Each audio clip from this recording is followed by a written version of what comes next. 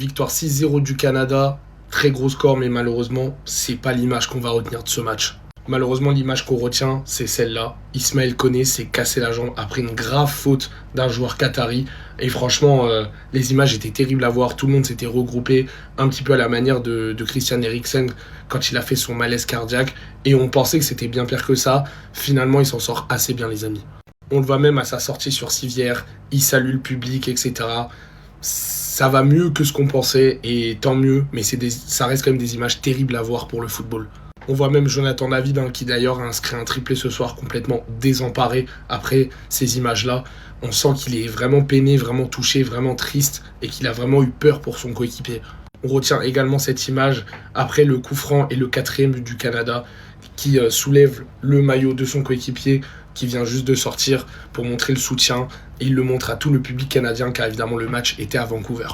Un immense respect, ça c'est des images qu'on aime voir, surtout après un coup franc magnifique. Et franchement, très grosse force à Ismaël Koné, et j'espère qu'il se remettra très vite de sa blessure. Maintenant, ce qui est dommage aussi, c'est que les Qataris, même à la fin du match, ils ont voulu embrouiller les Canadiens, soi-disant, je pense parce que l'entraîneur n'a pas serré la main, l'entraîneur du Canada n'a pas voulu serrer la main de l'entraîneur qatari. À un moment donné, tu casses la jambe de ton joueur, je comprends un petit peu que tu sois un petit peu en colère, quoi. Donc franchement, les Qataris, c'est bien fait pour vous, et j'espère que vous allez bien sortir de la compétition. Sur ce, on se retrouve pour Mexique, Corée du Sud tout à l'heure. C'est terrible. Malgré un triplé de Jonathan David, le Canada qui gagne 6-0, la seule image de la soirée qu'on va retenir, c'est celle-là. Et elle est horrible. Tu vois la tête du défenseur qui a martyrisé la jambe de Koné. Tu te doutes bien qu'il s'est passé un drame. Il s'est fait briser la jambe. Il est sous morphine. Et pourtant, il prend le temps de remercier tout le public qui l'acclame à sa sortie sur Civière. 2 cartons rouges, début contre son camp, de l'extérieur du pied. C'est une belle image. Juste après l'entrée de Koné, il a eu un coup franc, il l'a tiré, il l'a marqué et il a soulevé son maillot. Parce que c'est peut-être pas une fin de carrière pour Koné, mais ce qui est sûr, c'est que c'est une fin de Coupe du Monde. Et ça, c'est terrible. Donc, le Qatar participe à la Coupe du Monde, a réussi à se qualifier, mais l'Italie, ils n'ont pas réussi. Vous êtes venus faire quoi à la Coupe du Monde? Aujourd'hui, j'ai vu que des tacles, j'ai vu de la méchanceté. J'ai pas vu un acte de football une seule fois. D'ailleurs, c'est la première victoire du Canada dans l'histoire de la Coupe du Monde. C'est dommage que ça tombe pile dans le jour où Jonathan David marque un triplé, où il y a la blessure terrible de Koné. Pour l'instant, depuis le début de la Coupe du Monde, cette image-là, c'est la pire qu'on puisse voir. La pire. Certes, le Canada aujourd'hui, ils ont gagné 6-0. Mais moi, je vais pas parler du match. Je vais parler de cet homme. Cet homme, malheureusement, aujourd'hui, il a eu une grosse blessure. Juste regardez, s'il vous plaît. Regardez sa tête quand il a vu sa blessure. Regardez sa tête quand il a vu sa blessure. Il y en a peut-être, vous ne le connaissez pas, mais Ismaël Koné, c'était le pilier du milieu du Canada. Et pour moi qui regarde la Serie A et joue à Sassuolo, c'est un très très bon milieu. Et de le voir dans cet état, ça fait mal. Ça fait mal, les frères. Juste regardez la tête du joueur adverse qui vient de faire la faute. Il a compris direct. Il a compris direct. Pour ceux qui ont regardé le match, on se sait.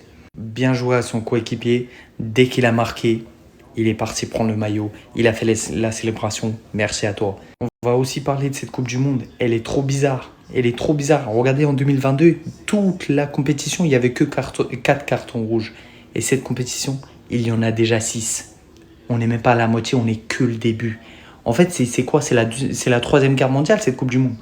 On avait eu une victoire du Mexique, une victoire très convaincante des États-Unis, et le Canada qui avait fait match nul contre la Bosnie et qui n'était pas encore rentré dans sa compétition. Et ben aujourd'hui, on peut le dire, surtout que le Qatar a quand même accroché lors de la première journée le favori de cette poule, la Suisse, que le Canada est officiellement rentré dans sa compétition.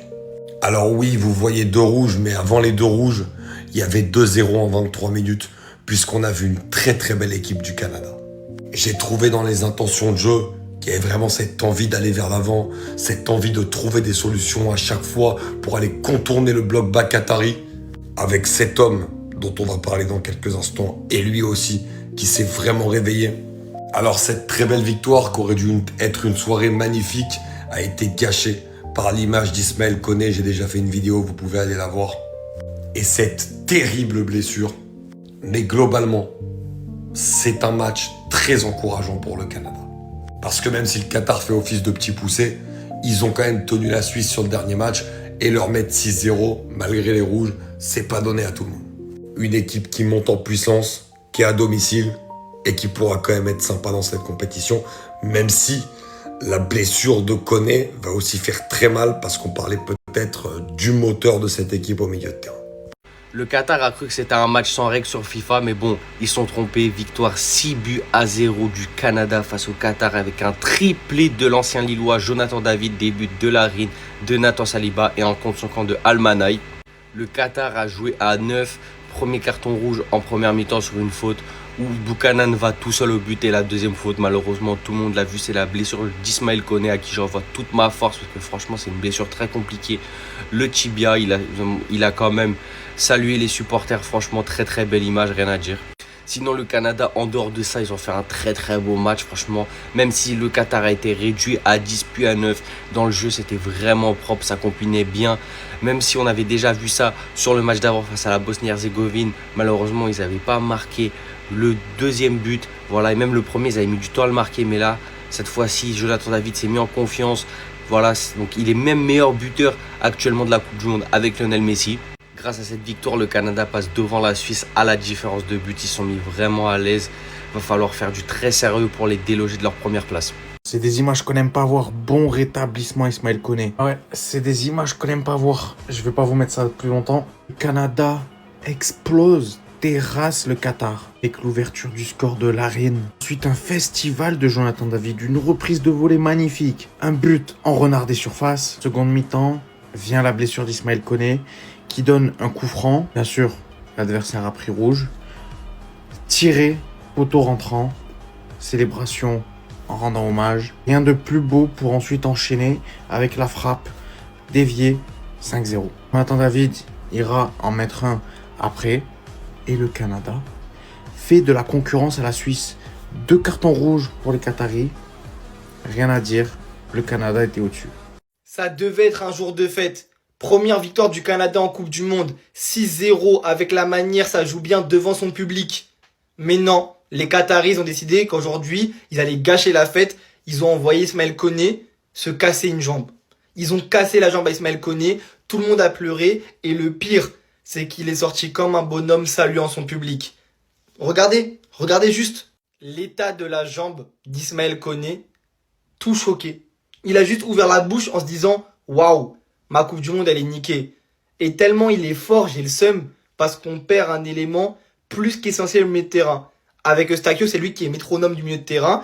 Alors oui, l'entrée de Saliba au milieu de terrain m'a fait plaisir, il a été bon, il a même marqué, mais c'est dur. Saliba qui rentre à la place de Koné, premier coup franc, il tire, il marque, il célèbre avec le maillot de Koné. Et en fait, ça c'est beau ça. Et c'est là que tu vois que le groupe il est soudé, t'as en même temps la pire image, en même temps les plus belles images de cette Coupe du Monde. Ça doit être un jour de fête pour les Canadiens, pour nous on devait célébrer ça, 6-0, première victoire en Coupe du Monde. Malheureusement cette blessure elle entache fortement la victoire, ça s'est même vu, on enchaînait les buts, plus de célébration, c'était juste de la tristesse. Mais bon, on va quand même retenir la victoire. Mais énorme pensée à Ismaël Koné. Waouh. Avoir une jambe tordue comme ça, mais c'est une dinguerie, les gars. Vous vous rendez pas compte. Vous vous rendez pas compte. Alors oui, le Canada a gagné 6 ou 7-0. Ils les ont explosé, le Qatar, qui est très faible. Très faible. Mais déjà que t'es faible, sois fair play. Parce que l'attentat qu'a subi Ismaël Koné, mais avoir une jambe tordue comme ça, et ne même pas s'en rendre compte, hein. C'est, en fait, se rendre compte de sa blessure, parce qu'au début, il s'en rend pas compte. C'est quand il voit, il est en mode... Parce que là, tu sais que c'est au moins 1 an minimum qui t'attend pour rétablir ça. Mais c'est une dinguerie d'avoir une jambe tordue comme ça. Une dinguerie. Alors, le Canada se rassure hein, après ce match nul bizarre face à la Bosnie. Mais en fait, je pense que psychologiquement, quand il y a une blessure comme ça, waouh, comment tu réagis après, ils ont mis des buts après cette blessure-là, mais on sentait que, voilà, ils auraient préféré faire match nul et le garder. Je vous parle sérieusement. Ils auraient préféré faire match nul et le garder, parce que une blessure comme ça, c'est cruel pour un groupe psychologiquement, sportivement aussi, parce que c'était un cadre de l'équipe et ils faisaient une grosse saison à Sassuolo en Italie. Et à voir comment ils vont réagir au prochain match. En tout cas, là, je pense qu'ils ont sécurisé la qualification, parce qu'avec une victoire comme ça, au pire, t'es dans les meilleurs troisièmes. Mais c'est cruel. C'est cruel.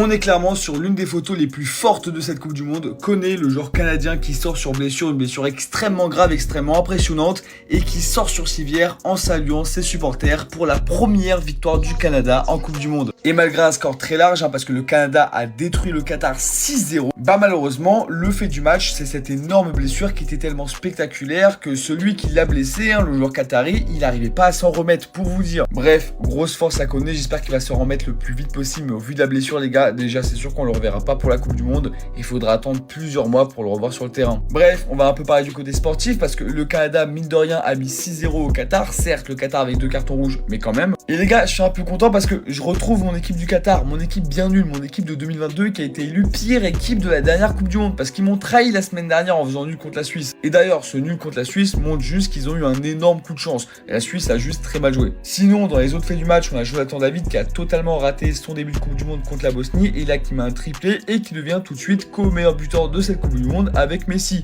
Excuse-nous monsieur. Bref, un match très agréable on va le dire, malheureusement dans un sens, et il y a une blessure qui vient gâcher le spectacle. Ah là là, le match il était magnifique. Le score il est beau, mais on a vu des images qu'on espérait ne pas voir durant cette Coupe du Monde dans la personne d'Ismaël Koné qui s'est littéralement cassé la jambe durant le match. Forcément, comme vous en doutez, c'était pas volontaire de la part du joueur du Qatar, il n'a pas fait de manière délibérée, mais malheureusement, il vient de mettre fin à la Coupe du Monde et à la saison d'Ismaël Koné pendant plus d'1 an, et qui sait s'il va revenir sur un terrain un jour. Lui qui est d'ailleurs sorti avec le sourire. Grosse force et gros rétablissement à lui. Les coéquipiers lui ont d'ailleurs rendu hommage durant le match. Après un but marqué en brandissant son maillot devant tout le stade. Franchement, c'est beau. Franchement, le geste, il est beau. Moi, je trouve ça quand même dommage et ça vient gâcher un peu la saveur de ce match qui a été magnifique. Le Canada l'emporte 6-0 dans un match complètement fou, complètement exceptionnel. Le Qatar était dépassé, n'a pas pu réitérer la performance qu'ils avaient effectuée face à la Suisse. Le plan de jeu, c'était globalement le même, bien que le Qatar aujourd'hui soit venu avec beaucoup plus d'ambition. J'ai l'impression que Roulen Lopetegui a voulu s'inspirer des autres équipes qu'il a vues durant cette Coupe du Monde, en comprenant que c'était le football ambitieux qui payait quoi qu'il arrive. Ils avaient réussi à gérer un match nul face à la Suisse pour augmenter leurs chances de qualification aujourd'hui face au Canada. Il fallait être plus ambitieux, d'autant plus que le Canada est une équipe qui va de l'avant. Il faut le savoir et ne pas l'oublier. Jonathan David qui va de son triplé, deuxième triplé de la compétition après Lionel Messi. Un énorme match de la part du milieu de terrain Eustáquio et de Tajon Buchanan qui ont m'ont vraiment surpris durant cette rencontre. Franchement, le Canada, c'est très fort. Offensivement, ça fait plaisir et ça régale. Reste à voir maintenant s'il termine premier du groupe, parce que je pense que c'est l'objectif. En plus, il joue à domicile. Il faut savoir que le 12e homme au football, ça change tout. En tout cas, merci le Canada pour la performance. Restez sobre, abonnez-vous les gars, ça frappe. Il y a des images qu'on n'aime pas voir dans le football. Et la blessure d'Ismaël Koné aujourd'hui, elle est horrible. Il s'est littéralement cassé la jambe. Et comme une vengeance de la super agressivité des Qataris, le Canada n'a pas blagué. 6-0, boum, dans vos têtes. Avec une super dédicace pour Ismaël Koné sur le coup franc qui suit sa sortie de blessure. On a tout simplement vu une masterclass footballistique de A à Z. Avant les cartons rouges, avant les blessures, avant tout ça. Le Canada était déjà bien largement au-dessus. Ça a été une masterclass. Et même si c'est face à une équipe du Qatar qui n'est pas non plus une grosse équipe du football, il faudra faire attention à cette équipe canadienne qui peut, pourquoi pas, créer une surprise allant 8e, peut-être en quart, on sait jamais. En tout cas, ils prennent la première place de ce groupe et ils ont un gros test face à la Suisse. C'est là qu'on pourra vraiment voir ce qui va se passer.